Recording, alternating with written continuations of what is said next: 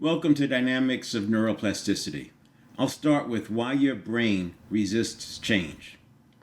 In sports science, nobody tries to talk a basketball player out of a bad shooting habit by discussing their childhood. They film the shot, isolate the biomechanical triggers, and use deep practice to force a microsecond intervention. The brain doesn't care if you're drilling a physical crossover dribble or a cognitive shift under high stress. The neural wiring process is the same. Yet today, only a small percentage of coaches actually understand how to apply neuroplasticity, either to improve their own lives or the lives of their clients. Skeptical about that? Consider this. Neuroplasticity works in the same way on cognitive processing as it does on physical muscle memory. The difference? With cognitive processing, you're asking the brain to change the neurological loop that's actively fighting to stay the same. This is why so many people conflate neuroplasticity with mindset, but they aren't the same thing. In fact, they operate in completely different systems.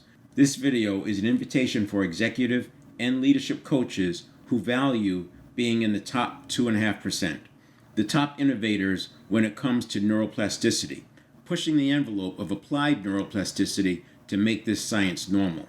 Here's the problem we're actually fighting. We treat our conscious thoughts and our subconscious habits as if they're the exact same thing, as if they both represent the soul or the true self. They don't. Your conscious mind is where your true self lives, your soul, your spirit, and your deepest desires.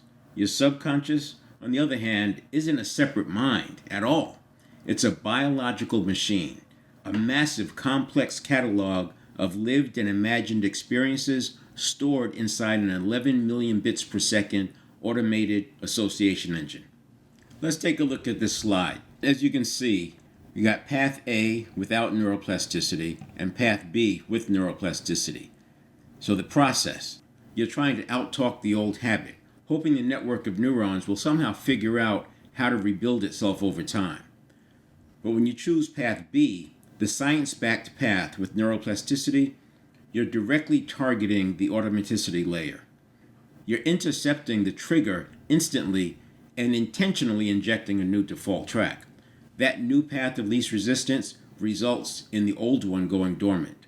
Now, actually, it doesn't matter what your favorite go-to framework or processes are. Virtually all of them are operating in a different system than neuroplasticity, so you can continue using them.